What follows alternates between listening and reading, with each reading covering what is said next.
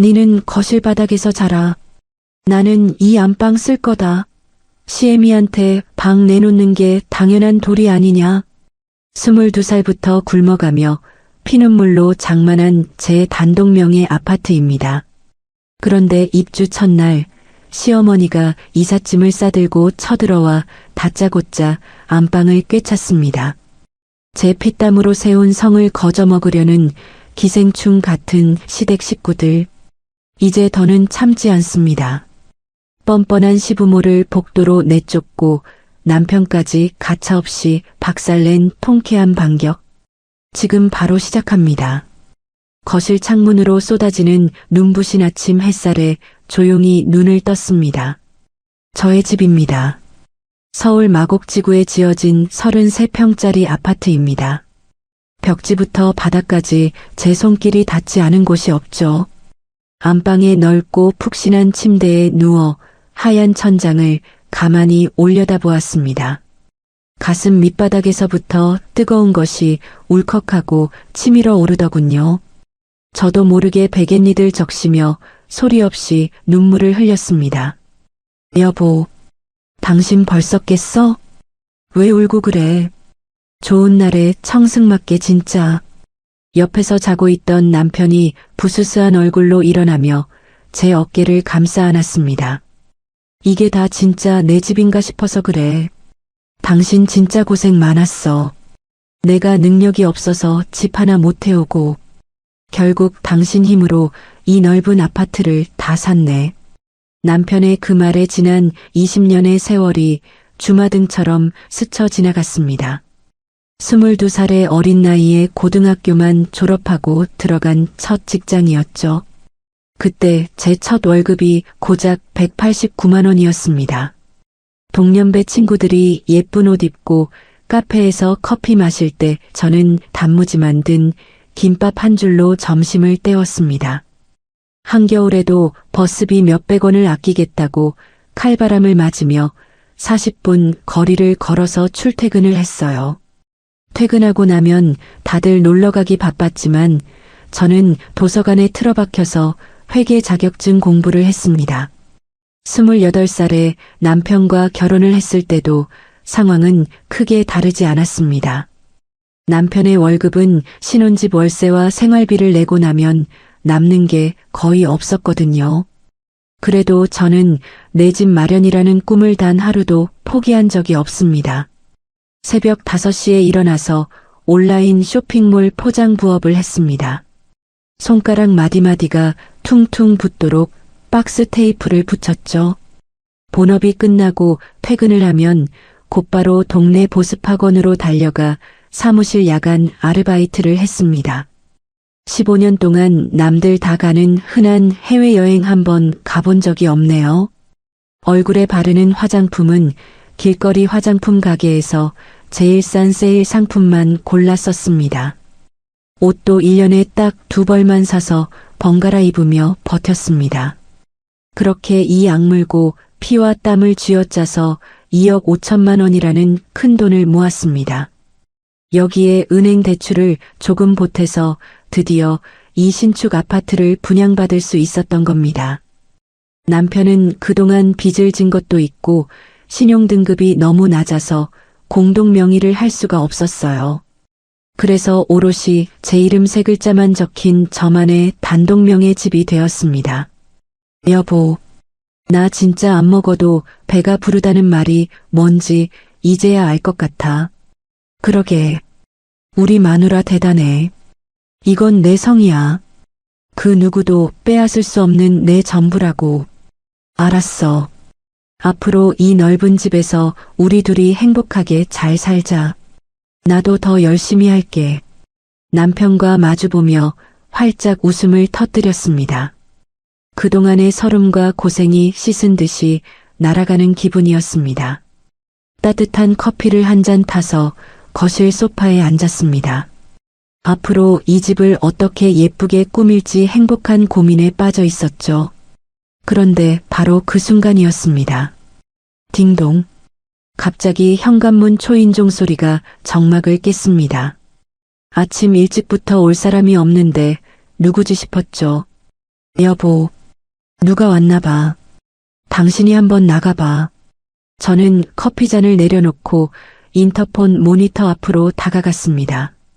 그리고 화면에 비친 사람들의 얼굴을 보는 순간 제 두 눈을 의심할 수밖에 없었습니다. 어머님? 화면 속에는 낡은 캐리어 두 개를 양손에 꽉 쥔 시어머니가 서 계셨습니다. 그 뒤로는 커다란 종이 박스를 힘겹게 들고 계신 시아버지의 모습도 보였죠. 도대체 이 아침에 짐을 바리바리 싸들고 여긴 왜 오신 걸까요? 심장이 쿵하고 바닥으로 떨어지는 것만 같았습니다. 떨리는 손으로 현관문 잠금을 해제했습니다. 문이 열리기가 무섭게 억센 손길이 문짝을 거칠게 밀어젖혔습니다. 그 틈을 비집고 들어온 사람은 다름 아닌 시어머니였습니다. 인사 한마디도 없으셨죠.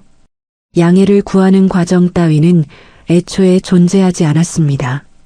그저 바닥에 흙먼지가 잔뜩 묻은 낡은 캐리어 두 개를 양손에 꽉 쥐고 당당하게 걸어 들어오셨습니다. 그 더러운 바퀴가 제가 어젯밤에 손수광이 나도록 닦아놓은 새 아파트 거실 바닥을 질박질박 긁으며 들어왔습니다. 아이고, 우리 아들 집 참말로 좋다. 역시 새 아파트가 넓고 훤하네. 그 지긋지긋한 빌라 바닥에서 올라오는 곰팡이 냄새 맡다가 여기 오니까 이제야 사람 사는 것 같다. 시어머니의 크고 쩌렁쩌렁한 목소리가 고요했던 거실을 사정없이 후려쳤습니다. 시어머니의 뒤로는 커다란 짐 박스를 힘겹게 들고 계신 시아버지의 모습이 보였습니다. 시아버지는 언제나 그렇듯 아내의 기세에 눌려 눈치만 보며 쩔쩔매고 계셨죠. 당신은 뭐하고 서 있노? 빨리 짐 안으로 안 들이고. 새 집에 먼지 들어오니까 현관문 빨리 닫아라. 시어머니의 호통에 시아버지도 그제야 허둥지둥 신발을 벗고 거실로 들어오셨습니다. 저는 이 갑작스러운 상황이 도무지 믿기지 않아 멍하니 서 있었습니다. 너무 기가 막혀서 말이 안 나오는 게 이런 기분이구나 싶었죠. 황급히 남편의 얼굴을 쳐다보았습니다. 남편은 제 시선을 피하느라 바빴습니다. 이미 부모님이 오실 것을 다 알고 있었다는 듯이 불안한 눈빛으로 바닥만 내려다보고 있더군요. 그 꼴을 보니 가슴속에서 시뻘건 불길이 치솟아 올랐습니다. 저는 다짜고짜 남편의 팔뚝을 꽉 움켜쥐었습니다. 여보, 잠깐 나 좀 봐.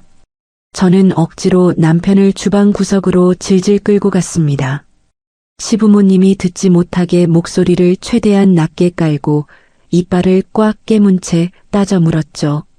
이게 도대체 무슨 상황이야? 어머님, 아버님이 짐까지 바리바리 싸들고 이 아침에 여길 왜 오신 거냐고. 당신 알고 있었지. 그래서 아까 현관문 열 때 내 눈치 본 거지. 남편은 이마에 식은 땀을 뻘뻘 흘리며 기어들어가는 목소리로 대답했습니다. 아니 그게 어머니가 한 며칠만 우리 집에 계시다 가신다고 하셔가지고 나도 어제 밤늦게 연락을 받았어. 뭐? 며칠을 계셔? 입주 첫날부터 시부모님이 며느리 집에 말 한마디 없이 들이닥치는 게 말이 된다고 생각해. 그걸 왜 이제야 말하는데? 빌라 보일러가 갑자기 고장이 났대잖아. 아무리 그래도 부모님을 그 냉골에서 덜덜 떨며 주무시게 할 수는 없잖아. 보일러만 고치면 바로 가실 거니까 당신이 며칠만 참아줘. 당신은 그걸 왜 지금 말해? 나한테 미리 상의를 했어야 할 거 아니야. 미안해. 어머니가 당신한테는 절대 미리 말하지 말라고 화를 내셔서 나도 어쩔 수가 없었어. 변명만 늘어놓는 남편의 등짝을 시원하게 한 대 후려치고 싶었습니다. 자기 어머니한테 안 된다는 말 한마디를 못해서 평생을 질질 끌려다니는 저 마마보이 성격은 늙어서도 고쳐지질 않네요. 하지만 여기서 남편을 쥐어짜봐야 당장 해결될 일이 아니었습니다. 일단 마음을 가라앉히기 위해 깊게 심호흡을 하고 다시 거실로 나갔습니다. 그런데 거실로 나간 저는 제 두 눈을 의심할 수밖에 없는 충격적인 장면을 목격하고 말았습니다. 시어머니가 거실을 지나 가장 큰 방인 저희 부부의 안방문을 벌컥 열고 들어가신 겁니다. 제가 큰맘 먹고 백화점에서 장만한 하얀색 최고급 침구 위에 시어머니가 털썩 주저앉아 계셨어요. 밖에서 입고 온 더러운 외투도 벗지 않은 채 푹신푹신한 매트리스를 손으로 쓰다듬으며 아주 만족스러운 미소를 짓고 계셨죠. 아이고, 이 방이 창문도 큼지막한 게 해가 아주 잘 드네. 매트리스도 푹신푹신한 게 내 아픈 허리에 아주 딱이다. 영달 씨 내 캐리어 이쪽 방으로 당장 끌고 오소. 내가 이 방을 쓸 테니까. 그 뻔뻔하고 당당한 목소리를 듣는 순간 머릿속에서 이성의 끈이 팽팽하게 당겨지다 못해 툭 끊어지는 것 같았습니다. 저는 황급히 안방 문턱으로 다가섰습니다. 어머님, 거기는 저희 부부가 지내는 안방이에요. 손님으로 오셨으면 현관 옆에 있는 작은 방을 쓰셔야죠. 최대한 화를 억누르고 차분하게 말씀을 드렸습니다. 작은 방도 꽤 넓고 깨끗해요. 제가 새 이불을 깔아드릴 테니까 그쪽으로 가세요. 하지만 제 말이 끝나기가 무섭게 시어머니의 눈꼬리가 하늘 높은 줄 모르고 매섭게 치켜 올라갔습니다. 마치 제 말에서 엄청난 모욕이라도 당한 사람처럼 펄펄 뛰기 시작하셨죠. 뭐라고? 손님, 니 방금 늙은 시어머니더러 손님이라 했나? 어디 애미가 아들 집에 오는데 손님 취급을 했었노? 어머님, 제 말은 그런 뜻이 아니라요. 시끄럽다. 어디 시어머니가 왔는데 며느리가 감히 제일 좋은 안방을 떡하니 차지하려고 들어. 니는 젊으니까 작은 방에서 자도 뼈가 안 상한다. 나는 늙고 병들어서 좁고 볕 안 드는 곳에서 자면 밤새 삭신이 쑤셔서 잠을 못 자. 니는 늙은 시어머니가 알아눕기를 바라나. 당연히 어미한테 제일 크고 좋은 방을 내놓는 게 자식된 도리 아이가.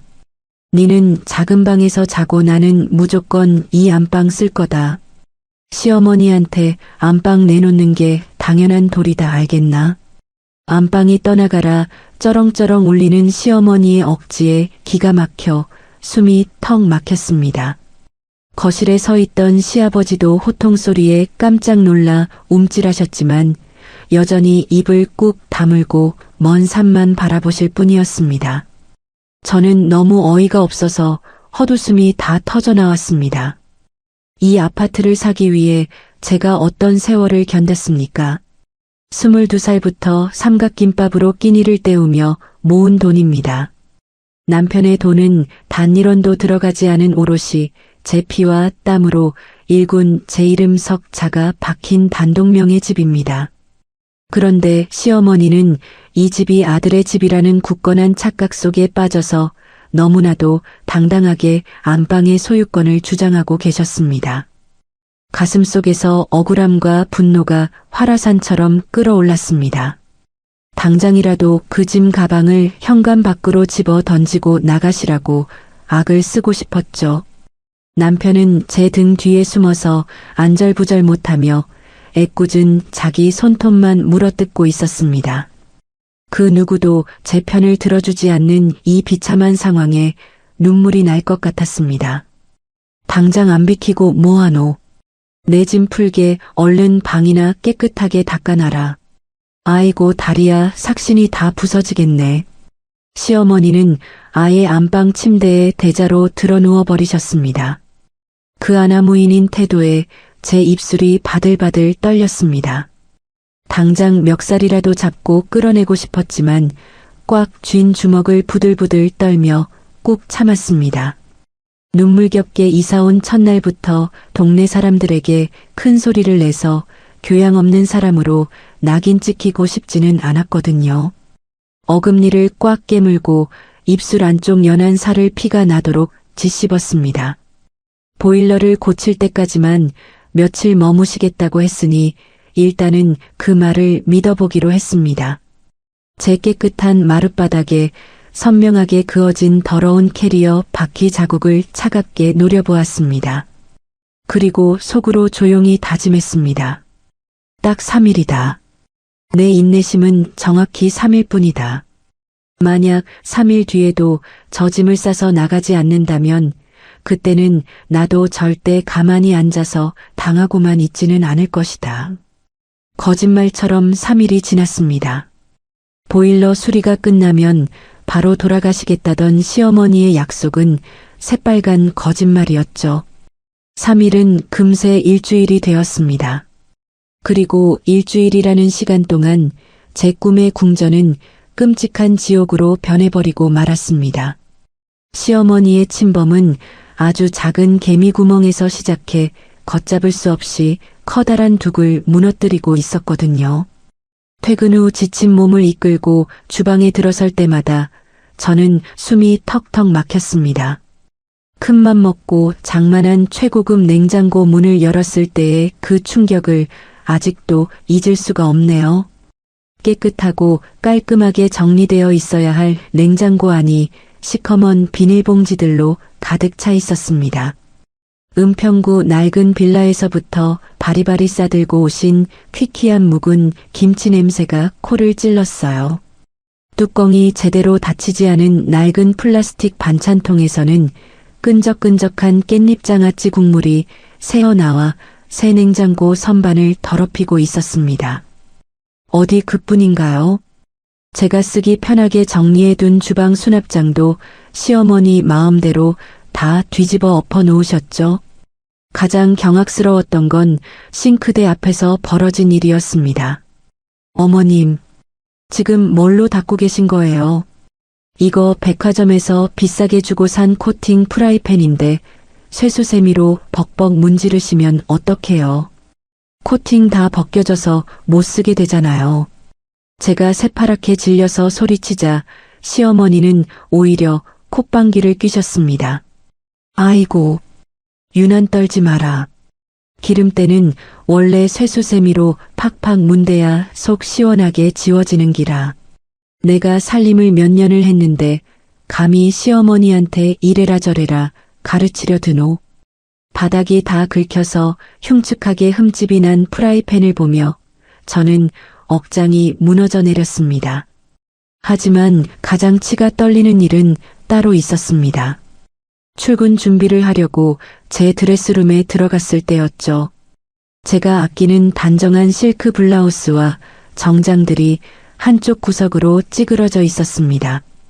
그리고 그 빈자리를 차지한 건 나프탈렌 냄새가 코를 찌르는 시어머니의 화려한 꽃무늬 몸빼바지와 유행 지난 낡은 겉옷들이었습니다. 어머님, 제 옷방에 어머님 옷을 걸어두시면 어떡해요? 안방 장롱에도 자리 많잖아요. 아이고 참말로 시끄럽네.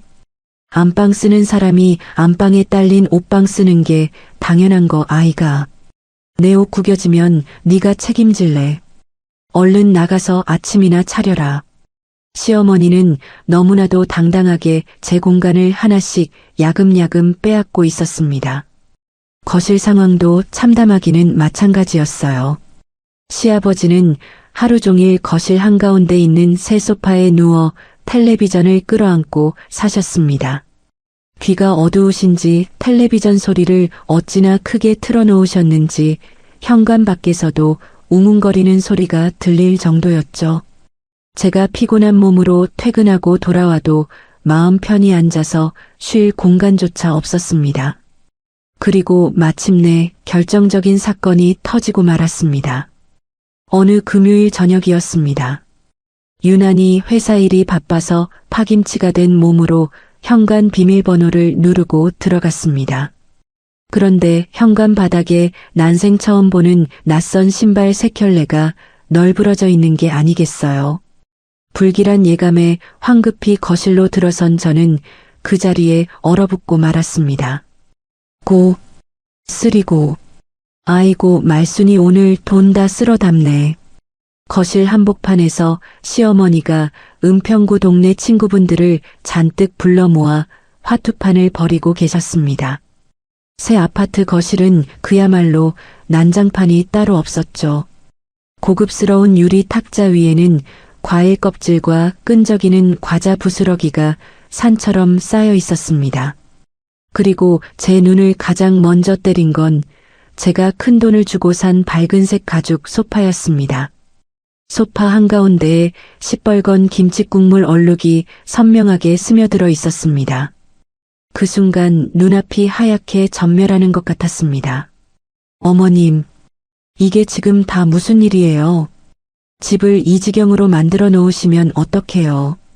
제가 화를 참지 못하고 따지자 시어머니는 전혀 미안한 기색 없이 자리에서 벌떡 일어나셨습니다. 아이고, 우리 며느리 이제 오냐? 이리 와서 인사해라. 시어머니는 제 항의를 깡그리 무시하고 친구분들에게 저를 보란 듯이 자랑하셨습니다. 그러자 화투패를 쥐고 있던 동네 아주머니들이 입을 모아 맞장구를 치더군요. 아이고 세상에. 요즘 세상에 늙은 시부모 모시고 사는 며느리가 어딨노? 말순이는 참말로 복도 많다. 며느리가 얼굴도 참하고 아주 효분의 효부야.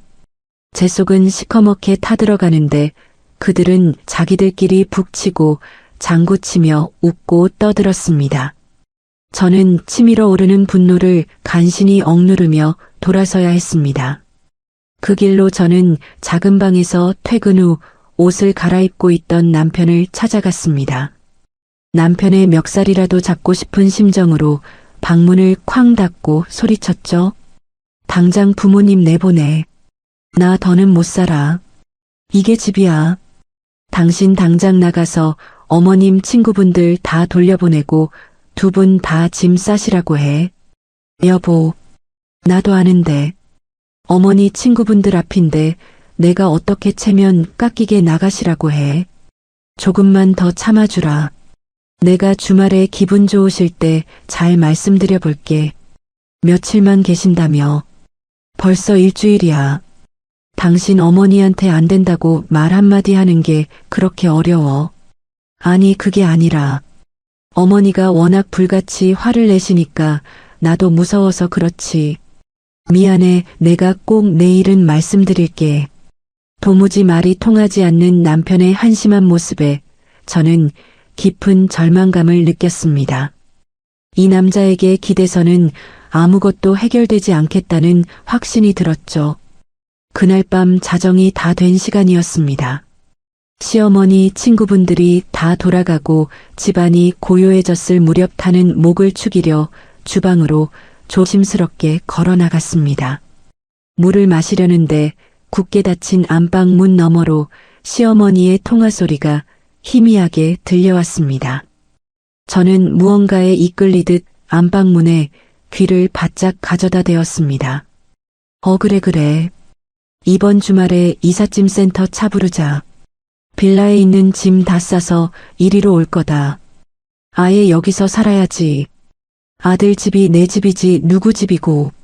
며느리년이 좀 눈치 주긴 하는데 내가 꽉 잡고 있으니 꼼짝도 못한다. 내가 미쳤다고 그 곰팡이 냄새나는 빌라로 다시 돌아가노. 여기서 평생 뼈 묻을 거다. 전화기 너머로 들려오는 시어머니의 음흉한 목소리에 제 심장은 차갑게 얼어붙었습니다. 애초에 보일러 고장 따위는 있지도 않은 핑계였던 겁니다.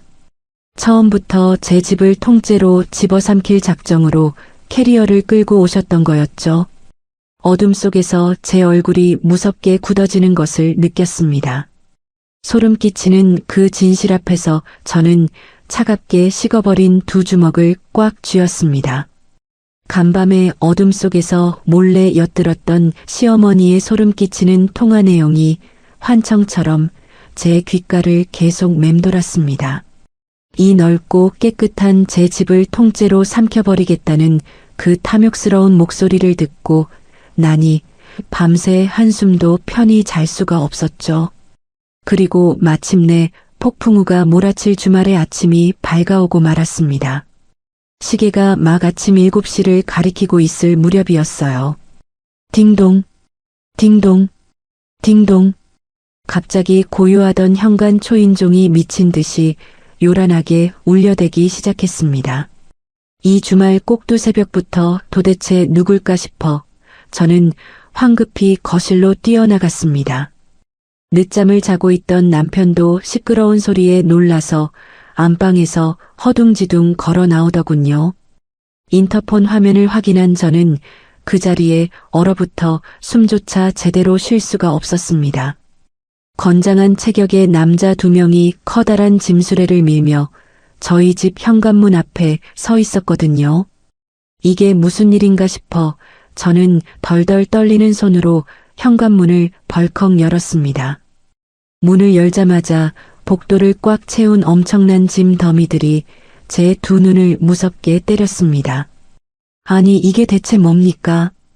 은평구 그 낡고 습한 빌라에 있던 시어머니의 해묵은 살림살이들이 몽땅 저희 집 복도로 올라와 있었던 겁니다.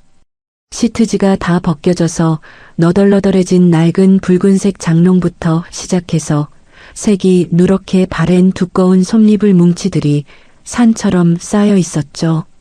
거기다 날파리가 잔뜩 꼬일 것 같은 흙투성이 화분 수십 개에다가 언제 샀는지 알 수도 없는 녹슨 고물 재봉틀까지 자리를 차지하고 있었습니다. 그 짐들에서 퀴퀴한 곰팡이 냄새와 찌든 내가 훅 하고 끼쳐 올라왔습니다.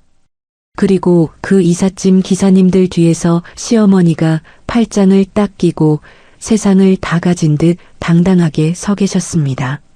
기사님들이 커다란 장롱을 들고 제 집 현관 문턱을 훌쩍 넘으려던 바로 그 찰나였습니다. 저는 반사적으로 2팔을 활짝 벌려 현관문 앞을 굳건하게 가로막았습니다.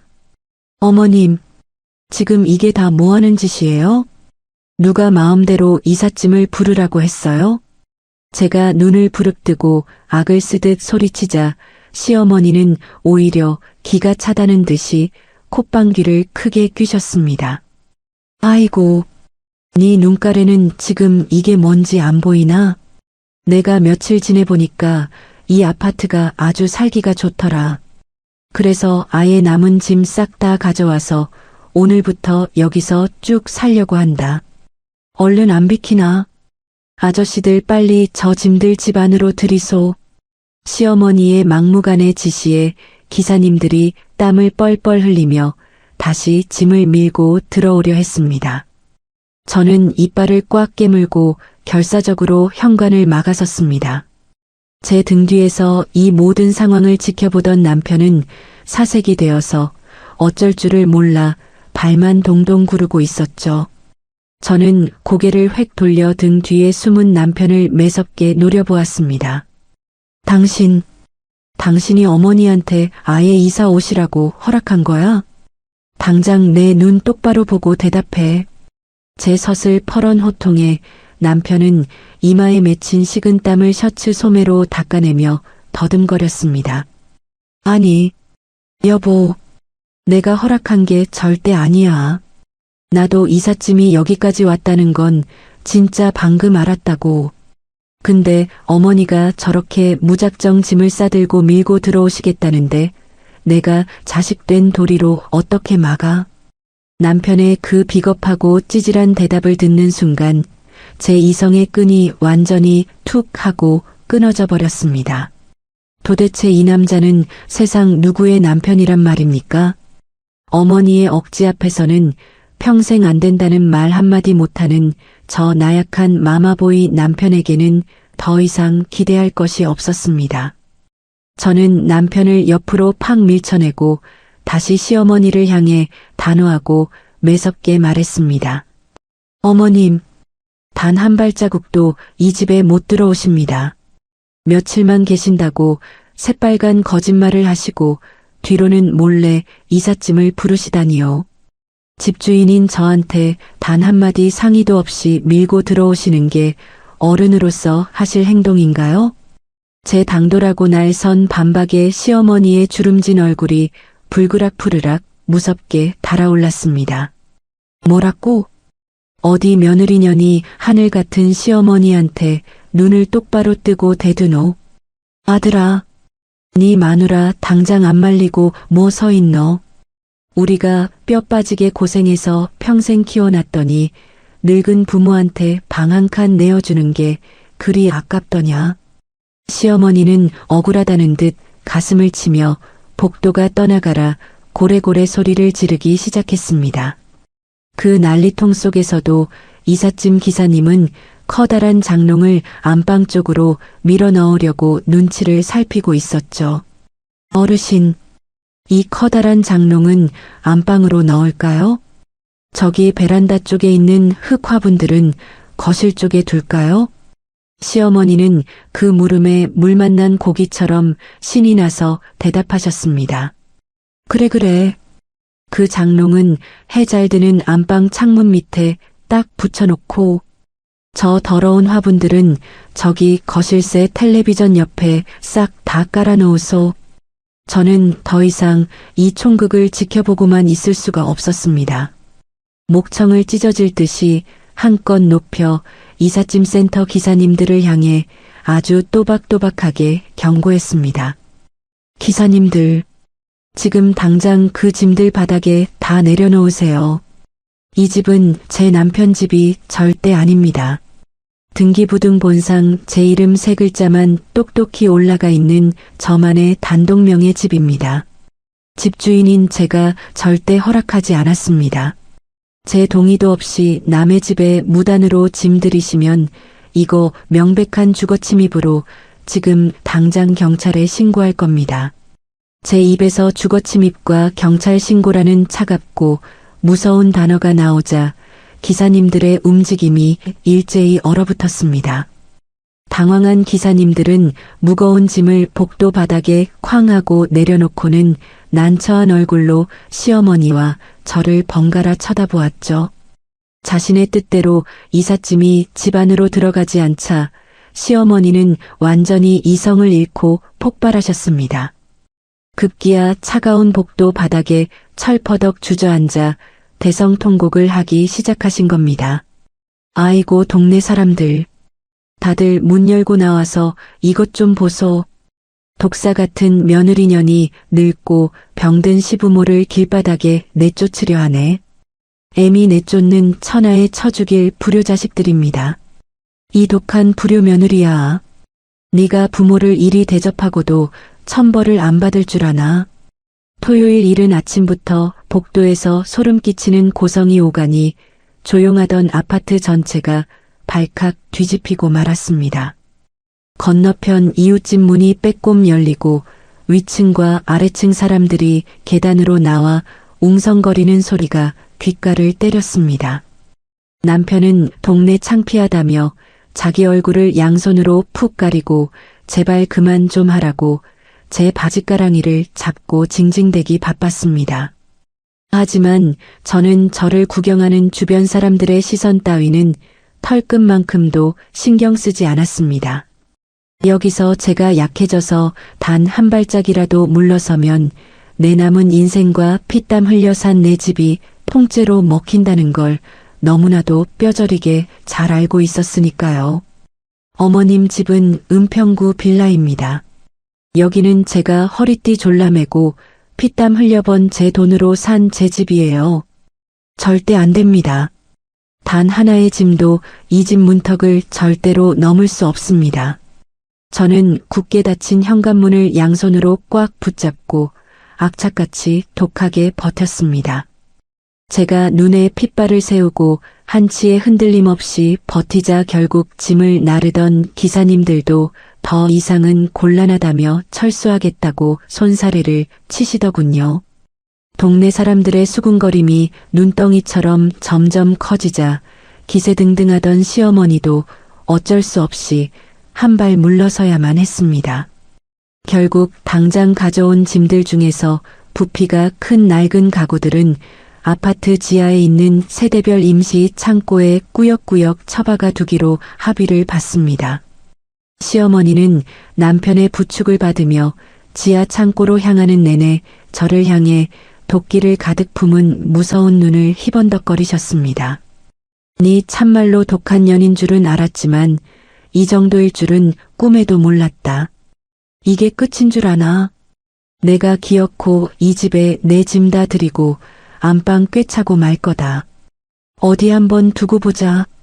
폭풍 같았던 아침 대소동이 끝나고 굳게 닫힌 현관문을 기대고 거실로 돌아오자 다리에 툭 하고 힘이 풀렸습니다. 그 자리에 철퍼덕 주저앉고 말았죠. 온몸이 식은땀으로 흠뻑 젖어 있었고 심장은 금방이라도 터질 듯이 거칠고 아프게 뛰고 있었습니다. 남편은 제 눈치를 슬슬 보더니 고개만 푹 숙인 채 말없이 작은 방으로 쏙 들어가 버렸습니다. 정말 뼛속까지 진저리가 처지는 지독한 외로움과 비참함이 파도처럼 밀려왔습니다. 이 넓고 화려한 아파트 안에서 온전한 제 편은 단 한 명도 없다는 잔인한 사실이 너무나도 선명하게 느껴졌습니다. 그날 밤이었습니다. 안방을 차지한 시부모님이 드르렁거리며 코를 골고 주무시는 소리를 들으며 저는 불 꺼진 거실 구석에 처량하게 웅크려 앉았습니다. 그리고 파르르 떨리는 두 손으로 조심스럽게 휴대폰을 꺼냈습니다. 제 유일한 혈육이자 가장 든든한 지원군인 친언니에게 전화를 걸었죠. 뚜루루 하는 신호음이 몇 번 울리지 않아 친언니의 익숙하고 따뜻한 목소리가 들려왔습니다. 체리마, 이 늦은 시간에 웬일이야? 저를 걱정하는 언니의 다정한 목소리를 듣는 순간 꾹꾹 눌러 담았던 서러움이 한꺼번에 터져나오며 목이 콱 메어왔습니다. 언니, 나 정말 이대로 가다간 숨막혀서 미쳐버릴 것 같아. 수화기 너머로 제 울음 섞인 목소리가 터져나가자 언니는 깜짝 놀라 무슨 일이냐고 물었습니다. 저는 그동안 참아왔던 서러움을 둑이 터진 것처럼 와르르 쏟아내기 시작했죠. 입주 첫날부터 말도 없이 밀고 들어오신 시부모님 이야기부터 오늘 아침 복도에서 벌어진 끔찍한 이삿짐 다소동까지 남김없이 다 털어놓았습니다. 제 친언니는 가족법을 전문으로 다루는 아주 똑 부러지는 변호사입니다. 언니는 제 이야기를 묵묵히 다 듣고 나더니 아주 깊고 무거운 한숨을 내쉬었습니다. 체리마, 울지 말고 내 말 똑바로 들어. 네가 거기서 감정적으로 소리 지르고 싸우면 너만 이상한 며느리 되는 거야. 이럴 때일수록 정신 바짝 차리고 아주 차갑게 법으로 싸워야 해. 언니의 그 냉정하고 단호한 목소리를 들으니 헝클어졌던 제 머릿속이 찬물이라도 뒤집어 쓴 것처럼 번쩍하고 맑아지는 기분이 들었습니다. 언니, 법으로 싸우다니? 내가 도대체 뭘 어떻게 해야 하는데? 언니는 변호사답게 지금 제가 처한 상황의 핵심을 아주 알기 쉽게 콕콕 집어서 설명해 주기 시작했습니다. 첫째, 그 아파트 등기부등본 떼어보면 내 이름 하나만 딱 올라가 있지? 시부모는 법적으로 그 집에 들어와서 살 권리가 단 1%도 없어. 둘째, 집주인인 네가 분명히 나가라고 퇴거를 요구했는데도 버티고 안 나간다? 그거 명백한 주거침입죄에 해당해. 경찰 부르면 당장 끌어낼 수 있는 아주 무거운 범죄라고. 언니의 시원시원한 설명을 들으니 어두컴컴했던 눈앞에 한 줄기 빛이 쫙 비치는 것만 같았죠. 하지만 언니, 남편이 자기 부모님 모시고 싶다고 우기면 어떡해? 그래도 명의가 내 거면 상관없는 거야? 제 불안한 질문에 언니는 코웃음을 팍 쳤습니다. 체리마, 남편이 아무리 그 집 귀한 아들이면 뭐하니? 서류상으로 공동 명의가 아닌 이상 집주인인 내 허락 없이는 그 누구도 함부로 집에 들릴 권한이 전혀 없어. 그러니까 지금 당장 네가 해야 할 일은 딱 하나야. 증거를 긁어모아. 언니는 저에게 지금부터 집안에서 벌어지는 모든 상황을 낱낱이 기록하라고 단단히 일러두었습니다. 시어머니가 안방을 차지하고 억지를 부리며 소리를 지를 때는 몰래 녹음기를 켜라고 했죠. 집주인 허락도 없이 무단으로 집안에 들여놓은 낡은 가구들과 짐 더미들도 날짜가 나오게 꼬박꼬박 사진을 찍어두라고 덧붙였습니다. 남편이랑 주고받은 문자나 카카오톡도 다 캡처해둬. 네가 분명히 부모님 내보내달라고 요구했는데 남편이 회피하는 그 찌질한 내용들 전부 다 훌륭한 법적 증거가 될 거야. 알았어, 언니. 나 진짜 독하게 마음먹고 다 모아둘게. 언니와의 통화를 끝내고 나니 억울해서 덜덜 떨리던 두 손에 아주 단단한 힘이 꽉 들어가는 것을 느꼈습니다. 다음 날부터 저는 마치 비밀 요원이라도 된 것처럼 집안의 모든 것들을 수집하기 시작했죠. 시어머니가 제 비싼 화장품을 마음대로 푹푹 파서 쓰실 때도 화를 내는 대신 조용히 휴대폰 카메라를 들었습니다. 아이고, 며느리년이 아침부터 어딜 쏘다니노. 얼른 밥 안 차리고 뭐해. 시어머니가 거실 한복판에서 삿대질을 하며 악을 쓰실 때면 제 주머니 속에 있는 휴대폰 녹음기가 아주 선명하게 그 독진 목소리를 빨아들이고 있었습니다. 회사에 출근해서는 남편에게 카카오톡 메시지를 보냈습니다. 여보, 분명히 며칠만 계신다고 했지? 더 이상은 못 참아. 당장 부모님 모시고 나가줘. 그러자 남편에게서 구차한 답장이 곧바로 날아왔죠. 당신 진짜 왜 이래? 가족끼리 너무 야박하게 굴지 마. 어머니가 조금만 더 계시다 가신다니까 그냥 좋게 좋게 넘어가자. 저는 그 대화 내용을 보는 즉시 화면을 캡처해서 고스란히 저장해 두었습니다. 차곡차곡 증거가 쌓여갈수록 제 마음속의 두려움은 사라지고 오히려 무서운 냉정이 자리 잡기 시작하더군요. 그래, 이건 온전한 내 성이야. 이혼을 하든 경찰을 부르든 이 집은 절대 뺏기지 않아. 그날 밤 저는 굳은 결심을 안고 안방에 들어가지 못한 채 거실 소파에서 쭈그려 자고 있던 남편을 발로 툭툭 쳐서 깨웠습니다. 여보, 일어나서 내 말 똑바로 들어. 비몽사몽 일어난 남편을 향해 저는 아주 차갑고 무서운 목소리로 최후 통첩을 날렸습니다. 내가 당신한테 주는 마지막 기회야. 딱 일주일 줄 테니까 부모님 짐 싹 다 싸서 당신 손으로 직접 내보내. 제 매서운 눈빛에 남편은 어이없다는 듯이 헛웃음을 픽하고 흘리더군요. 아이고 참나. 당신 진짜 무섭게 왜 이래. 어머니 아버지가 무슨 남이야?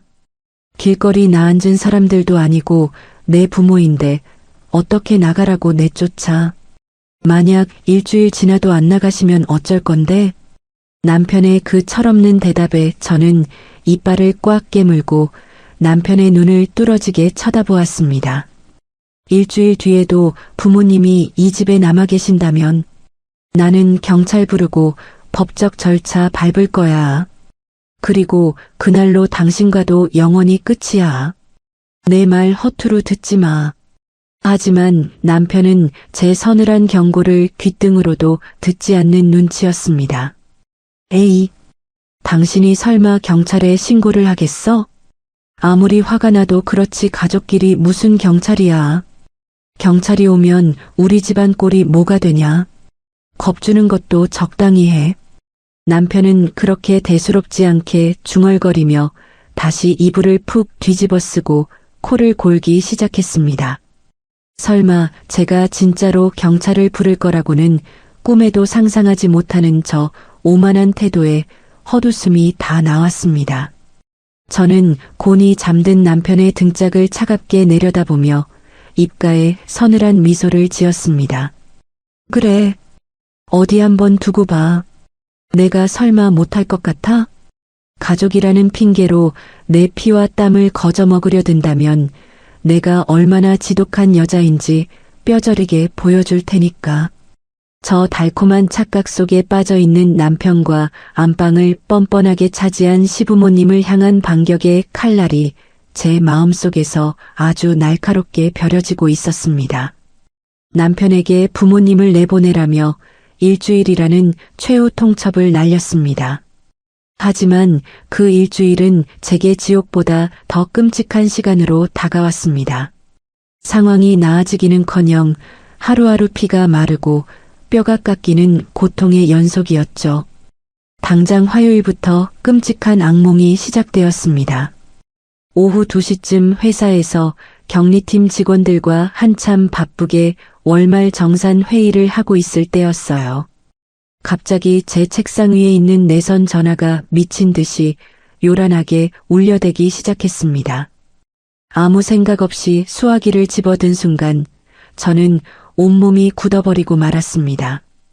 야, 이 처죽일 오라질려나. 네가 감히 내 아들놈을 시켜서 늙은 애미 보고 길바닥에 나앉으라 했나? 어디 시어머니를 내쫓으려고 환장을 해. 내가 오늘 니년 다니는 회사에 다 까발려서 얼굴을 아주 들고 다니지도 못하게 만들어줄 거다. 수화기 너머로 귀청이 떨어져라 악을 쓰는 시어머니의 목소리가 쩌렁쩌렁하게 울려 퍼졌습니다. 얼마나 소리를 고래고래 지르셨는지 수화기를 뚫고 나온 그 억센 목소리가 고스란히 회의실 전체에 울려 퍼지고 말았죠. 순식간에 격리팀 직원들의 시선이 일제히 저에게로 쏠렸습니다. 다들 놀라서 토끼 눈을 하고 저를 쳐다보는데 정말 쥐구멍에라도 숨고 싶은 심정이었습니다. 어머님, 지금 회사에 전화해서 대체 뭐 하시는 거예요? 제가 이따가 집에 가서 말씀드릴 테니까 제발 전화 끊으세요. 저는 덜덜 떨리는 손으로 황급히 전화를 끊었습니다. 그리고 죄인처럼 고개를 푹 숙인 채 화장실로 달려가 변기통을 붙잡고 소리 죽여 펑펑 울어야만 했습니다. 그동안 회사에서 피땀 흘려 쌓아온 제 단정한 이미지가 하루아침에 며느리 노릇도 못하는 표독스러운 여자로 곤두닥질 친 것 같아 억장이 무너졌죠. 하지만 시어머니의 끔찍한 만행은 화요일로 끝이 아니었습니다. 수요일 저녁 파김치가 된 몸을 이끌고 퇴근을 했을 때였죠. 다음 날 입고 갈 정장을 다려놓기 위해 안방 문고리를 잡고 돌렸습니다. 그런데 철컥하고 걸리는 소리만 날 뿐 문이 열리지를 않는 겁니다. 너무 이상해서 자세히 들여다보고는 제 눈을 의심할 수밖에 없었습니다. 문고리가 옛날 여관방에서나 쓸 법한 투박하고 커다란 열쇠 구멍이 새로 뚫려 떡하니 박혀 있는 게 아니겠습니까? 어머님, 이게 대체 어떻게 된 일이에요?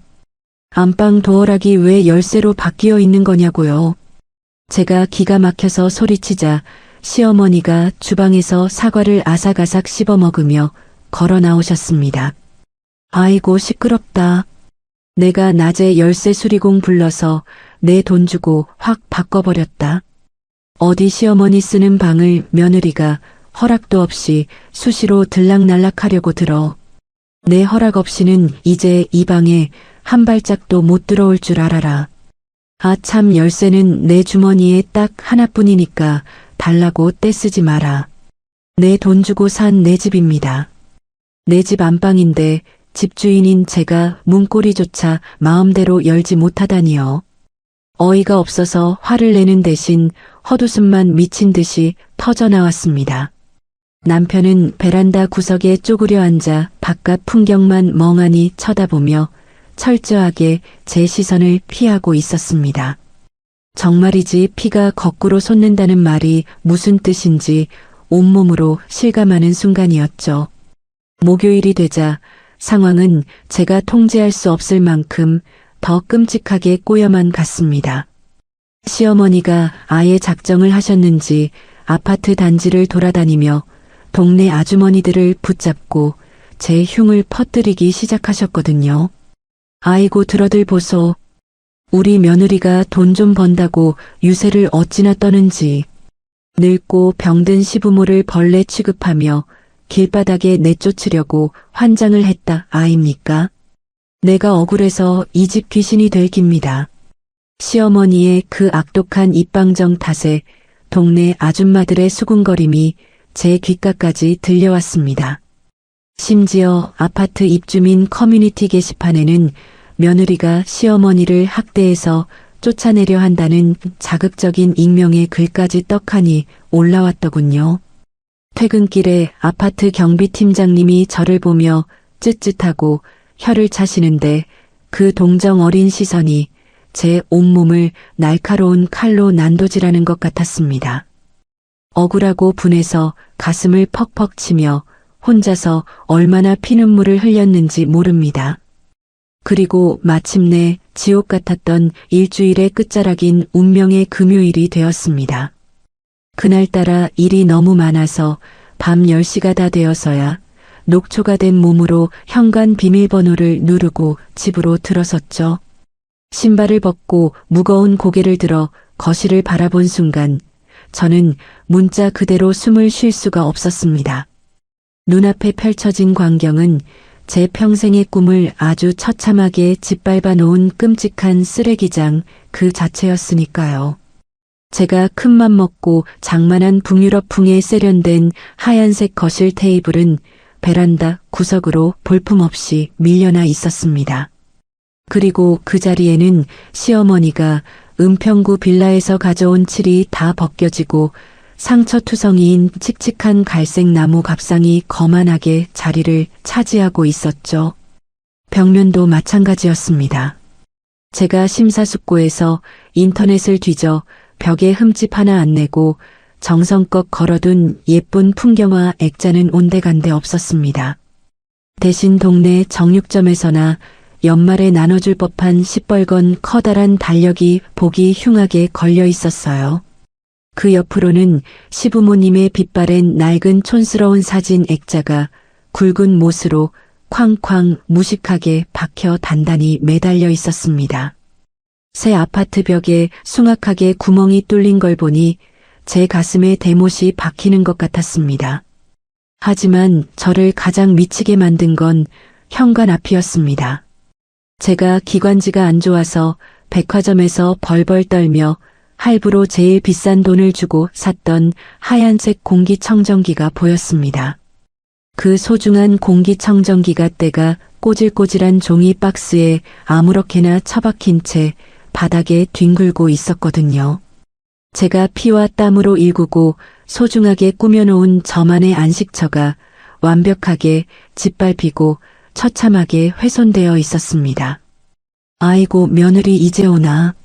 거실이 너무 휑하고 정이 안 가서 내가 지하 창고에 내려가서 가져온 가구들로 사람 사는 냄새 좀 나게 꾸며봤다. 어떤 옷 훨씬 아늑하고 좋지. 그리고 네 잡동사니 물건들은 내가 돌아다니기 거치적거려서 현관 앞 박스에 다 쑤셔 박아놨으니까 주말에 알아서 내다 버려라. 시어머니는 거실 소파에 비스듬히 누워 텔레비전을 보며 아주 당당하고 뻔뻔하게 말씀하셨습니다. 옆에 앉은 남편은 이 끔찍한 상황 속에서도 그저 멍청하게 예능 프로그램을 보며 실실 웃고 있었죠. 저는 현관 앞에 선 채로 거실로 들어가지도 못하고 가만히 굳어 있었습니다. 아무 말도 하지 않았습니다. 화를 내며 악을 쓰지도 않았고 억울하다며 눈물을 흘리지도 않았습니다. 그저 현관에 우두커니 서서 딱 5분 동안 그 처참한 거실의 꼴을 조용히 눈에 담았습니다. 가슴속 깊은 곳에서 미친 듯이 끓어오르던 뜨거운 분노가 어느 순간 차갑게 식어내렸습니다. 그리고 아주 단단하고 뾰족한 얼음덩어리로 굳어지는 것이 선명하게 느껴졌죠. 가족이라는 알량한 이름표를 내세워 남의 뼈를 깎고 피눈물을 빨아먹으려는 저 기생충 같은 사람들에게 더 이상의 자비와 인내는 사치라는 걸 깨달았습니다. 저는 꽉 쥔 두 주먹을 천천히 풀었습니다. 그리고 굳게 담은 입술 사이로 서늘하고 조용한 웃음이 픽하고 터져나왔습니다. 아주 편안하고 차분한 미소가 제 얼굴에 번졌죠. 좋아. 당신들이 내 선의를 짓밟고 기어코 선을 넘겠다면 나도 당신들이 상상조차 못할 밑바닥까지 기꺼이 가주지. 참을 만큼 참았고 줄 수 있는 기회는 다 주었어. 이제 진짜 내 차례야. 결전의 날이 밝았습니다. 토요일 새벽 6시 정각이었죠. 저는 평소보다 일찍 일어나 세수를 하고 가벼운 옷차림으로 갈아입었습니다. 안방에서 쫓겨나 거실 소파에서 웅크리고 자고 있던 남편의 어깨를 툭툭 쳤죠. 여보, 일어나봐. 나 잠깐 마트 좀 다녀올게. 남편은 눈도 제대로 뜨지 못한 채 미간을 팍 찌푸렸습니다. 아유, 주말 아침 꼭두 새벽부터 무슨 마트를 가. 그냥 대충 시켜 먹지 좀. 어차피 일찍 깬 김에 바람 좀 쐬고 올 테니까 당신은 더 자. 저는 대수롭지 않게 대답하고는 현관문을 열고 밖으로 나섰습니다. 하지만 제가 향한 곳은 마트가 아니었습니다. 아파트 단지 정문 바로 앞에 있는 24시간 편의점이었죠. 편의점 창가 자리에 앉아 따뜻한 캔 커피를 하나 사서 손에 쥐었습니다. 그리고 매의 눈으로 저희 아파트 공동 현관문 쪽을 뚫어지게 주시하기 시작했습니다. 지난 일주일 동안 제가 지옥 같은 꼴을 당하면서도 그냥 가만히 있었던 게 아닙니다. 시부모님이 매일 아침 몇 시에 일어나서 무엇을 하시는지 아주 치밀하게 관찰하고 기록해 두었거든요. 시부모님은 매일 아침 7시만 되면 어김없이 동네 공원으로 아침 산책을 나가셨습니다. 정확히 아침 7시 10분이 되자 자동문이 열리며 익숙한 두 사람의 모습이 나타났습니다. 형광색 등산복을 화려하게 차려입은 시어머니와 시아버지였죠. 두 분이 팔짱을 끼고 단지 밖으로 완전히 사라지는 것을 두 눈으로 똑똑히 확인했습니다. 순간 제 입가에 차가운 미소가 번졌습니다. 저는 먹다 남은 커피를 쓰레기통에 냅다 던져버리고 뒤도 돌아보지 않은 채 집을 향해 전력 질주했습니다. 현관 비밀번호를 누르고 집 안으로 뛰어들어가자마자 저는 폭풍처럼 움직이기 시작했습니다. 가장 먼저 안방으로 달려가 굳게 닫힌 방문을 열어젖혔죠. 시어머니가 제 허락도 없이 무단으로 달아놓은 그 싸구려 자물쇠 따위는 중요하지 않았습니다. 안방 침대 위를 떡하니 차지하고 있던 퀴퀴한 솜니불부터 밖으로 질질 끌어냈습니다. 시어머니가 제 옷방에 쑤셔 박아놓았던 나프탈렌 냄새나는 촌스러운 옷가지들도 미련 없이 한꺼번에 푹푹 퍼담았죠. 화장대에 널브러져 있던 잡동사니들과 화장품들도 커다란 김장용 비닐봉지에 남김없이 쓸어 담았습니다. 그 다음은 거실 차례였습니다. 베란다로 밀려나 있던 제 하얀색 고급 테이블을 다시 거실 한가운데로 당겨왔습니다. 그리고 시어머니가 주워온 그 칠이 다 벗겨진 더러운 나무 밥상은 현관문 밖 복도로 사정없이 뻥 차버렸죠. 벽에 보기 흉하게 박혀있던 시뻘건 정육점 달력과 촌스러운 가족사진 액자도 사정없이 뜯어냈습니다. 액자가 떨어지면서 바닥에 나뒹굴었지만 유리가 깨지든 말든 쳐다보지도 않았습니다. 시어머니의 흔적이 묻은 모든 물건들을 모조리 현관 밖으로 내동댕이 쳤습니다. 혼자서 그 무거운 짐들을 나르느라 온몸이 땀으로 흠뻑 젖고 숨이 턱턱 막혀왔습니다. 하지만 신기하게도 힘이 들기는커녕 가슴속에 맺혀있던 시커먼 응어리가 뻥 뚫리는 것처럼 10년 묵은 체증이 싹 가시더군요. 1시간 반 동안 이어진 치열한 청소가 끝났습니다. 복도에는 시부모님의 짐 더미가 산더미처럼 흉측하게 쌓여 있었죠. 저는 숨을 헐떡이며 다시 집 안으로 들어와 철물점에서 미리 사두었던 새 도어락을 꺼냈습니다. 전동 드릴을 들고 안방 문에 달려있던 열쇠 구멍을 박살내고 제가 직접 새 비밀번호 도어락으로 싹 교체해버렸습니다. 마지막으로 현관문 도어락의 비밀번호를 제가 평생 잊지 못할 아주 복잡한 번호로 완전히 바꿔버렸습니다. 이제 이 집은 다시 완벽한 저만의 성으로 되돌아온 것입니다. 시계가 8시 30분을 가리키고 있을 때였습니다. 복도에서 엘리베이터 문이 열리는 소리가 나더니 곧이어 찢어질 듯한 비명이 들려왔습니다. 아이고, 이게 다 먹고? 영달씨 내 눈이 어떻게 된 거 아이가? 왜 우리 짐이 다 복도 바닥에 나앉아 있노? 산책을 마치고 돌아온 시어머니가 복도에 내동댕이 쳐진 자기 짐을 보고 경악을 금치 못하는 목소리였습니다. 현관문 손잡이를 미친 듯이 덜컹거리는 소리가 났습니다. 비밀번호가 틀렸다는 삑삑거리는 경고음이 요란하게 울려 퍼졌죠. 마누라 안에 있나? 당장 문 안 여나? 이 미친년이 기어코 일을 저질렀네. 시어머니는 현관문을 쾅쾅 발로 차며 복도가 떠나가라 악을 쓰기 시작하셨습니다. 저는 아주 여유로운 발걸음으로 현관 앞까지 걸어갔습니다. 그리고 거실벽에 붙어있는 인터폰 모니터의 마이크 버튼을 꾹 눌렀죠. 화면 속에는 얼굴이 시뻘겋게 달아올라 길길이 날뛰는 시어머니의 얼굴이 아주 선명하게 보였습니다. 어머님, 더 이상 제 집에서 단 하루도 거주하실 수 없습니다. 거기 널브러진 짐들 다 챙기셔서 당장 어머님 댁인 은평구 빌라로 돌아가세요. 제 차갑고 단호한 목소리가 인터폰 스피커를 타고 복도에 쩌렁쩌렁하게 울려 퍼졌습니다. 시어머니는 제 말을 듣자마자 눈을 희번덕거리며 완전히 이성을 잃고 발악하셨습니다. 뭐라고? 네가 미쳤구나. 아들아, 박준호 당장 나와라. 네 마누라가 느그 애미를 길바닥에 내다버렸다.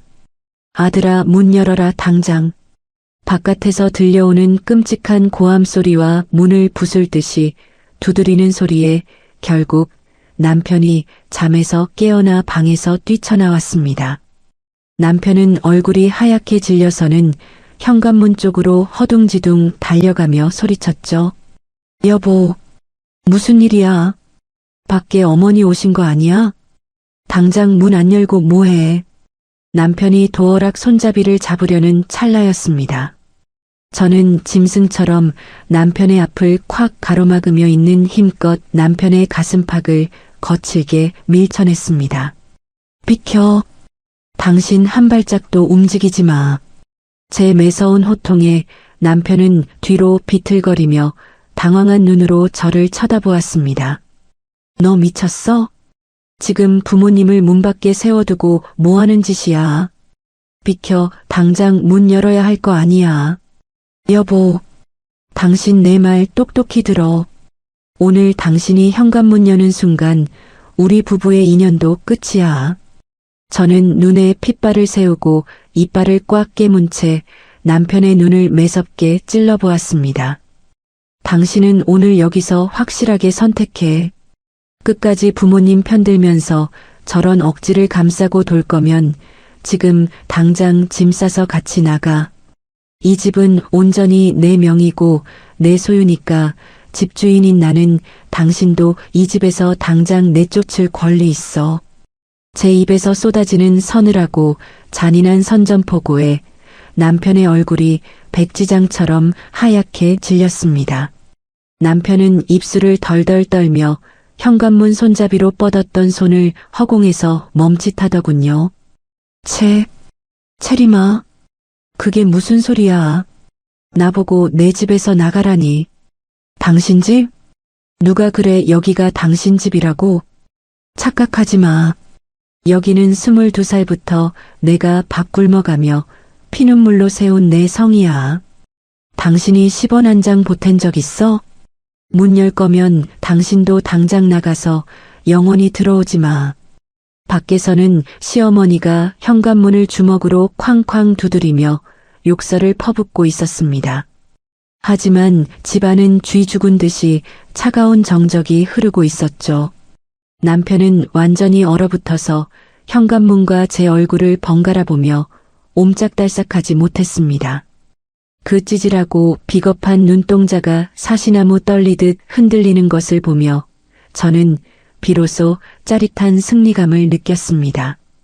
복도 밖은 그야말로 아수라장이 따로 없었습니다. 현관문 밖에서는 시어머니가 차가운 시멘트 바닥에 철퍼덕 주저앉아 짐승처럼 통곡하고 계셨죠. 발 뒤꿈치로 복도 바닥을 쾅쾅 구르며 찢어질 듯한 고함을 질러대셨습니다. 아이고 동네 사람들. 다들 문 열고 나와서 구경 좀 하소. 세상 천지에 이런 독사 같은 며느리가 어디 있단 말입니까?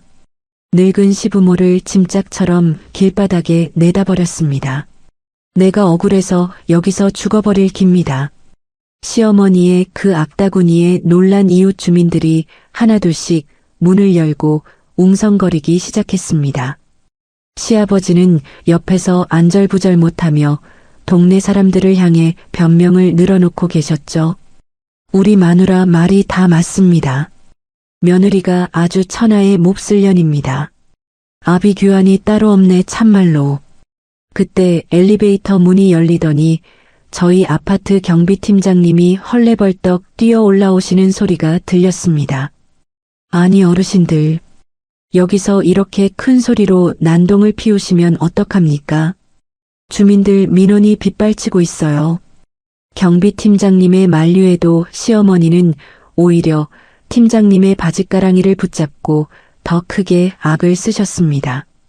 집안에서 무기력하게 서 있던 남편은 밖에서 들려오는 끔찍한 소동에 사시나무 떨듯 온몸을 떨고 있었죠. 남편이 덜덜 떨리는 손으로 제 옷소매를 쥐며 애원했습니다. 여보, 제발 부탁이야. 동네 창피해서 나 얼굴 들고 못 살아. 일단 문 열고 부모님 안으로 모시자. 내가 다 잘못했으니까 제발 문 좀 열어줘. 저는 제 옷깃을 잡은 남편의 손을 벌레 보듯이 차갑게 뿌리쳤습니다. 당신은 저기 구석에 처박혀서 숨이나 쉬고 있어. 내가 경고했지. 문 여는 순간 당신도 당장 쫓겨날 줄 알아. 저는 침착하게 거실 소파 위로 걸어갔습니다. 그리고 탁자 위에 놓인 제 휴대폰을 집어들고 망설임 없이 112에 전화를 걸었습니다.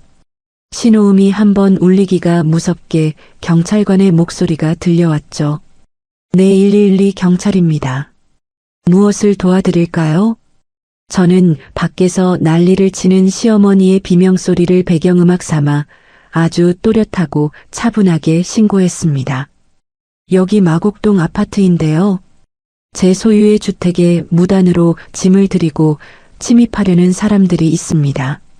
제가 분명히 퇴거를 요청했는데도 나가지 않고 복도에서 기물을 파손하며 난동을 부리고 있습니다.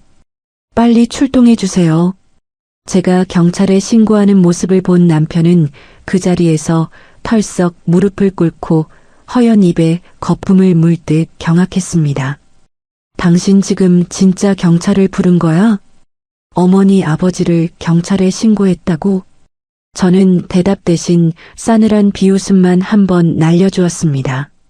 그리고 언니의 조언대로 그동안 차곡차곡 모아두었던 서류 뭉치를 품에 꽉 안고 현관문 앞에 당당하게 섰습니다. 10분 정도 지났을 무렵이었습니다. 복도에서 굵직하고 단호한 남자들의 목소리가 들려왔죠. 경찰입니다. 여기서 난동 피우시는 분들이 누굽니까? 경찰이 도착했다는 소리에 저는 천천히 도어락을 열고 밖으로 나갔습니다. 제가 문을 열고 나오자마자 바닥에 누워있던 시어머니가 벌떡 일어나더니 경찰관의 팔뚝을 덥석 부여잡았습니다. 그리고는 방금 전까지 저를 잡아먹을 듯이 소리치던 표정은 싹 지우고 세상에서 제일 불쌍한 노인네 흉내를 내기 시작하셨죠. 아이고 경찰 양반, 우리 좀 살려주소. 저 독한 며느리가 아들 집에서 늙은 부모를 내쫓으려고 환장을 했습니다. 우리가 가져온 이삿짐까지 다 복도에 내동댕이 치고 문을 걸어 잠갔다 아입니까? 세상에 이런 억울한 일이 어디 있습니까? 시아버지도 경찰관을 향해 굽신거리며 맞장구를 쳤습니다. 맞습니다요. 경찰관님, 저 불효막심한 며느리 좀 콱 잡아가 주이소. 경찰관 2명은 눈살을 찌푸리며 복도에 나뒹구는 이불과 짐 더미들을 훑어보았습니다. 그리고는 현관문 앞에 팔짱을 끼고 서 있는 저를 향해 다가오셨죠. 아주머니, 어르신들 말씀이 사실입니까? 가족 간의 일이라도 이렇게 짐을 밖으로 다 빼놓고 부모님을 내쫓으시면 곤란합니다. 경찰관의 그 말에 저는 조금도 당황하지 않았습니다. 오히려 입가에 아주 여유로운 미소를 띠며 품에 안고 있던 서류 봉투를 척하고 꺼내 밀었죠. 경찰관님, 먼저 이 서류부터 꼼꼼히 확인해 주시죠. 제가 제일 먼저 건넨 것은 이 아파트의 등기부등본이었습니다. 경찰관이 서류를 받아들고 찬찬히 읽어 내려갔습니다.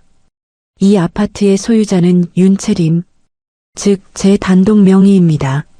제 남편 이름은 단 한 글자도 올라가 있지 않습니다.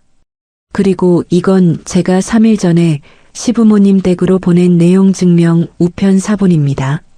제 소유의 부동산에서 즉각 퇴거해달라는 법적 요청이었고 2분 다 직접 수령하신 기록까지 여기 똑똑히 남아 있습니다. 제가 내민 완벽한 법적 서류들에 경찰관들의 표정이 순간적으로 싹 굳어졌습니다. 저는 거기서 멈추지 않고 제 휴대폰을 꺼내 녹음 파일을 재생했습니다. 시어머니가 안방을 내놓으라며 악을 쓰고 소리를 지르던 그 끔찍한 음성이 경찰관들의 귓가를 정확히 때렸죠. 그리고 시어머니가 제 허락도 없이 무단으로 뚫어버린 안방 도어락 사진까지 선명하게 보여주었습니다. 이분들은 집주인인 제 동의도 없이 무단으로 들어와 안방을 차지했습니다. 제가 거부 의사를 분명히 밝혔음에도 불구하고 강제로 짐을 밀어넣고 제 집을 훼손했습니다. 이건 명백한 주거침입이자 재물 손괴입니다. 저의 똑 부러지고 논리적인 설명에 경찰관들은 고개를 끄덕이며 상황을 완전히 파악했습니다. 경찰관은 아주 엄격하고 차가운 얼굴로 시어머니를 향해 몸을 돌렸습니다. 어머님, 이 주택의 법적 소유자는 며느리 분이십니다. 아드님 집이 아닙니다. 소유자가 이렇게 명백하게 퇴거를 요청했는데도 남의 집 문 앞에서 행패를 부리시면 이건 범죄입니다. 지금 당장 짐 챙겨서 돌아가십시오. 계속 버티시면 주거침입 및 업무방해로 입건할 수밖에 없습니다. 경찰의 그 단호한 경고에 시어머니는 큰 충격을 받은 듯 눈을 커다랗게 뜨고 숨을 헐떡이셨습니다. 뭐라고? 아들 집이 내 집이지 어찌 며느리 혼자 집주인이라 카노. 내가 내 아들 집에서 못 나간다는데 어느 놈이 나를 끌어내. 나를 죽여라 이놈들아. 시어머니는 현실을 부정하며 급기야 복도 바닥에 대자로 뻗어서 발버둥을 치기 시작하셨습니다. 경찰관이 일으켜 세우려 하자 시어머니는 경찰관의 팔을 핥히고 발길질까지 해댔죠. 어머님, 이러시면 공무집행 방해까지 추가됩니다. 어르신들 당장 일어나서 저희와 함께 경찰서로 가시죠. 결국 인내심이 바닥난 경찰관들이 시어머니와 시아버지의 양팔을 꽉 붙잡고 강제로 일으켜 세웠습니다.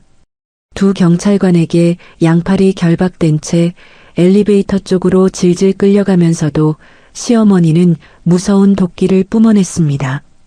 시어머니는 현관문 뒤에 숨어서 바들바들 떨고 있는 남편을 향해 피를 토하듯 소리치셨습니다. 박준호, 이 등신 머저리 같은 놈아. 네 마누라한테 꽉 잡혀서지 애미가 경찰에 끌려가는데 입도 뻥긋 못하냐. 내가 널 낳고 미역국을 무친 게 천추의 한이다. 이 천하의 몹쓸 불효자식아. 시아버지도 엉엉 울면서 경찰관들에게 끌려 엘리베이터 안으로 밀려 들어갔습니다. 엘리베이터 문이 닫히고 시부모님의 그 소름 끼치는 바락소리가 층계를 따라 점점 멀어져 갔습니다. 복도에 나와 구경하던 이웃 사람들도 혀를 내두르며 하나둘씩 자기 집으로 돌아갔죠. 난장판이었던 복도에 마침내 차가운 정적이 찾아왔습니다. 저는 현관문턱에 기대어 서서 어질러진 시부모님의 짐 더미들을 아주 담담하고 고요한 눈으로 내려다보았습니다. 그리고 바닥에 엎드려 엉엉 울고 있는 남편을 향해 천천히 고개를 돌렸습니다. 경찰차의 요란한 사이렌 소리가 창밖으로 완전히 멀어지고 났습니다. 아수라장이었던 아파트 복도에는 무거운 정적만이 스산하게 맴돌았죠. 저는 아주 천천히 거실 안으로 걸어 들어와 현관문을 쾅 하고 단호하게 닫아버렸습니다. 거실 바닥에는 남편이 넋이 나간 짐승처럼 엎드려 엉엉 소리 내어 울고 있었습니다. 자기 부모가 차가운 복도 바닥에서 수갑찬 범죄자처럼 양팔을 붙잡혀 끌려갔으니 오죽 충격이 컸겠어요. 하지만 제 가슴 속에는 그 남자를 향한 일말의 동정심이나 연민조차 남아있지 않았습니다. 그저 바닥에 주저앉아 콧물을 질질 흘리는 그 좁은 등짝이 한없이 찌질하고 구역질 나게 보였을 뿐입니다. 그때 바닥에 나뒹굴고 있던 남편의 휴대폰이 미친 듯이 시끄럽게 울려댔습니다. 발신자는 관할 경찰서였죠. 여보세요. 네, 제가 아들 박준호 맞습니다. 지금 당장 부모님 모시러 경찰서로 가겠습니다. 남편은 사시나무 떨듯 바들바들 떨리는 손으로 전화를 끊었습니다. 그리고는 눈물 범벅이 된 얼굴로 허둥지둥 겉옷을 주워 입으며 현관으로 향하더군요. 남편이 신발을 구겨 신고 현관문 손잡이를 잡으려는 바로 그 찰나였습니다. 저는 아주 건조하고 서늘한 목소리로 남편의 등 뒤에 비수를 꽂았습니다. 당신, 경찰서에 부모님 모시러 가는 길에 당신 옷이랑 짐도 싹 다 싸서 가. 나는 더 이상 당신같이 비겁한 남자랑 이 결혼 생활 유지할 생각 눈곱만큼도 없어. 제 입에서 무심하게 툭 튀어나온 이혼 선언에 남편은 문고리를 잡은 채 돌부처처럼 굳어버렸습니다. 천천히 고개를 돌린 남편의 두 눈동자에는 지독한 공포와 절망이 가득 들어차 있었죠. 여보, 지금 그게 도대체 무슨 소리야? 이혼이라니. 당신 지금 화가 나서 홧김에 막 던지는 소리지. 홧김에 하는 소리 절대 아니야. 아주 오래전부터 내 머릿속으로 수백 번도 더 생각했고 오늘 완벽하게 결심했어. 당신은 지난 20년 동안 단 한 번도 진심으로 내 편이었던 적이 없어. 항상 치맛자락 뒤에 숨어서 내 피눈물을 모른 척하고 회피하기만 했잖아. 나는 더 이상 당신 가족이라는 끔찍한 짐짝을 떠안고 살고 싶지 않아. 당장 내 집에서 나가. 남편은 그제야 사태가 돌이킬 수 없는 강을 건넜다는 것을 깨달은 모양이었습니다.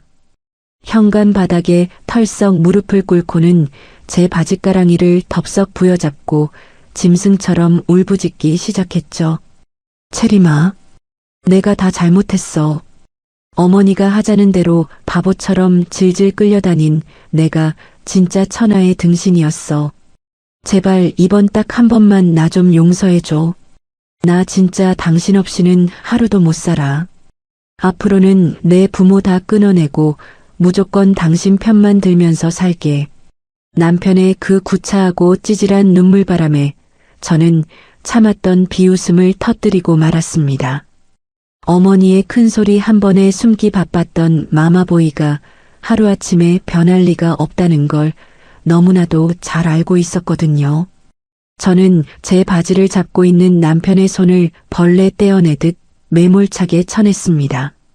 그리고 현관문을 활짝 열어젖히며 턱끝으로 바깥을 가리켰습니다. 구질구질하게 내 바지 붙잡고 매달리지 말고 당장 나가.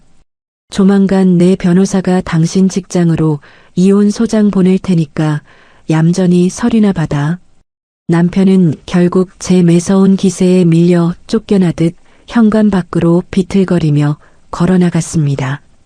저는 일말의 미련도 없이 현관문을 쾅 닫고 도어락을 이중 삼중으로 굳게 잠가버렸습니다. 다음날 날이 밝자마자 저는 친언니의 변호사 사무실을 찾아갔습니다. 곧바로 이혼 소송과 제 재산 보호를 위한 철저한 법적 절차에 돌입했죠. 무엇보다 가장 시급하고 중요한 것은 제 피와 땀이 서린 이 아파트를 온전히 지켜내는 일이었습니다. 남편 측에서는 어떻게든 이 아파트를 부부 공동재산으로 엮어서 절반이라도 뜯어내보려고 악착같이 발악을 하더군요. 하지만 언니의 호언장담대로 대한민국의 법은 완벽하게 제 편이었습니다. 저는 22살 때부터 악착같이 모았던 통장 거래 내역과 적금 해지 서류를 몽땅 법원에 제출했습니다. 쇼핑몰 포장 부업을 하며 푼돈을 모았던 기록부터 아파트 분양 대금을 제 통장에서 오롯이 이체한 증명서까지 낱낱이 다 까발렸죠. 이 집은 혼인 전부터 제가 제 피와 땀으로 직접 모은 자금으로 마련한 집이었습니다. 법원에서는 이 아파트를 완벽한 저만의 특유 재산으로 맑고 투명하게 인정해 주었습니다. 결국 남편은 이 아파트에 대해 단일원의 권리도 주장하지 못하고 참패를 당하고 말았죠. 재산분할 대상에서 제 아파트가 완벽하게 제외되는 통쾌한 순간이었습니다. 법원 문을 나서며 제 온전한 성을 완벽하게 지켜냈다는 사실에 저는 벅찬 감동의 한숨을 내쉬었습니다. 한편 경찰서로 질질 끌려갔던 시부모님의 상황도 아주 사이다처럼 시원하게 돌아가고 있었습니다. 나중에 들은 이야기지만 시어머니는 경찰서에서 조서를 꾸미는 내내 반성하기는커녕 담당 형사에게 악을 썼다고 하더군요. 며느리년이 독사가 씌어서 시부모를 내쫓았다고 온갖 저주를 퍼부으며 경찰서 바닥에 드러누웠답니다. 하지만 아무리 억지를 부려도 제가 넘긴 명백한 물적 증거 앞에서는 꼼짝도 할 수가 없었죠. 제가 미리 보내두었던 퇴거 요청 내용 증명 서류는 아주 치명적인 무기였습니다. 게다가 무단으로 박살내버린 안방 도어락 사진과 악을 쓰던 녹음 파일이 빼도 박도 못하는 증거로 채택되었거든요. 결국 시어머니는 경찰의 경고를 무시한 대가로 주거침입 및 재물손괴 혐의로 약식 기소가 되어버렸습니다. 며칠 뒤 검찰에서 수백만 원에 달하는 무거운 벌금형 고지서가 은평구 빌라로 날아갔다고 하더군요. 평생 남의 돈 10원 한 장 뺏길까봐 손을 벌벌 떨며 살아온 시어머니에게 그 벌금 고지서는 그야말로 하늘이 무너지는 벼락이었을 겁니다. 벌금 폭탄을 맞고 꼼짝없이 전과자가 될 위기에 처하자 하늘을 찌를 듯 기세등등하던 시어머니의 태도는 하루아침에 땅바닥으로 곤두박질 쳤습니다. 드디어 본인이 무슨 짓을 저질렀는지 무서운 현실을 뼈저리게 깨달으신 거죠. 그날 밤 자정이 넘은 시각에 남편에게서 제 휴대폰으로 장문의 문자 메시지가 연달아 도착했습니다. 여보, 어머니가 벌금 고지서 받고 지금 너무 충격받아서 알아누우셨어. 어머니가 당신한테 진짜 죽을 죄를 지었다고 너무 미안하다고 전해달래. 내가 대출을 받아서라도 벌금은 어떻게든 낼 테니까 제발 처벌만은 받지 않게 합의서에 도장 좀 찍어주라. 그리고 이혼은 제발 다시 한 번만 생각해주면 안 될까? 내가 앞으로 평생 당신 발바닥 핥으면서 종처럼 살게. 제발 나 한 번만 살려주라. 화면을 가득 채운 그 찌질하고 비참한 문자를 읽으며 저는 콧방귀를 픽 하고 끼었습니다.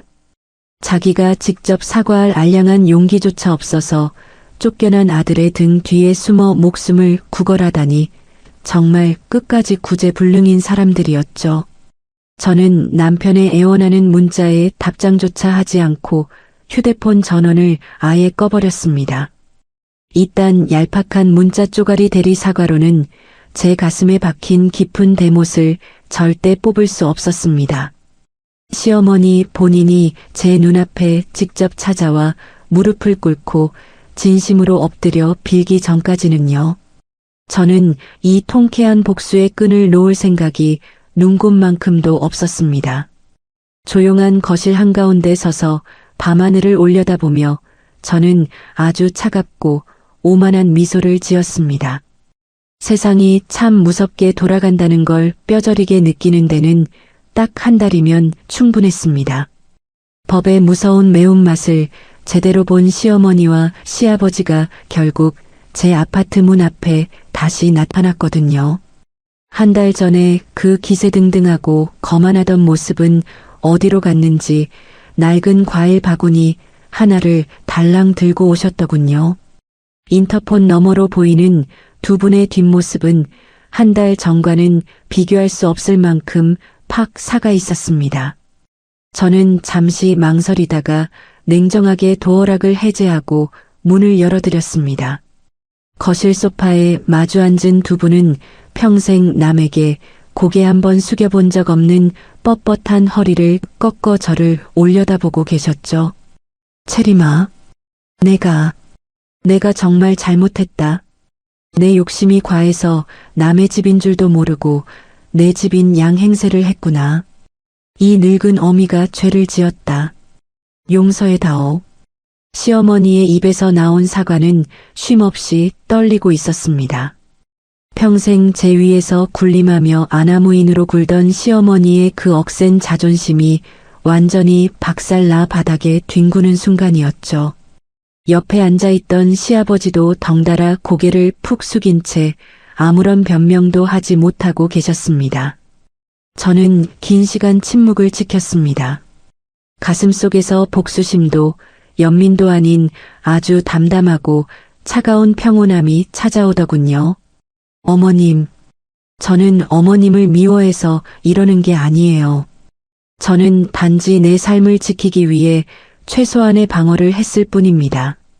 앞으로는 서로의 영역을 침범하지 말고 각자의 공간에서 각자의 삶을 존중하며 살기로 하시죠. 제 단호하고 선을 긋는 말에 시어머니는 하염없이 눈물을 뚝뚝 흘리셨습니다. 그 눈물이 진심 어린 참회인지 아니면 닥쳐온 현실에 대한 두려움인지 저는 더 이상 묻지 않았습니다. 중요한 건 그들이 다시는 제 성벽을 넘볼 수 없다는 사실이니까요. 이혼 절차는 언니의 도움으로 아주 순조롭게 진행되었습니다. 준호 씨는 끝까지 매달렸지만 저는 단 한 번도 흔들리지 않았습니다. 결국 이혼 서류에 도장을 찍는 날 그 사람의 얼굴을 마지막으로 보았죠. 그 사람은 텅 빈 눈으로 저를 바라보며 평생 후회하며 살겠다고 울먹였지만 저는 그저 고개를 돌려 법원을 빠져나왔습니다.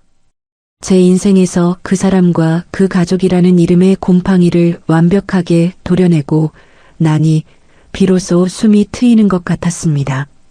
그로부터 6개월이 지났습니다. 햇살이 기분 좋게 쏟아지는 어느 화창한 일요일 아침이었습니다. 저는 안방 침대에서 일어나 기지개를 켜며 거실로 걸어 나왔습니다. 거실에는 제가 고르고 고른 예쁜 액자들이 벽면에 걸려 있었고 제가 좋아하는 은은한 향기의 공기청정기가 조용히 돌아가고 있었습니다. 누구의 간섭도 없는 오롯이 저만을 위한 깨끗하고 완벽한 공간이었습니다. 저는 베란다 창문을 활짝 열어 아침 바람을 맞으며 따뜻한 커피 한 잔을 마셨습니다. 거실 소파에 앉아 창밖으로 보이는 평화로운 풍경을 가만히 내려다보았죠. 그 어떤 불청객도 없었고 제 공간을 짓밟으려는 시어머니의 억지도 없었습니다. 오직 저 자신만을 위한 고요하고 평화로운 아침이었습니다. 저는 잔을 든 손에 힘을 주며 나직하게 입을 열어 나 자신에게 속삭였습니다. 이건 내 성이야. 내가 내 손으로 지켜낸 세상에서 가장 소중한 내 성. 이제 더 이상 저는 누군가의 아내도 며느리도 아닌 오롯한 저 자신으로 살아갈 겁니다. 제 인생의 주인은 오직 저 하나뿐이라는 사실을 뼈저리게 깨달은 덕분에 말이죠. 저는 가볍게 미소를 지으며 안방으로 들어가 오늘 하루를 시작할 준비를 했습니다. 이제 저의 찬란하고 눈부신 진짜 인생이 지금 이 순간부터 다시 시작될 테니까요.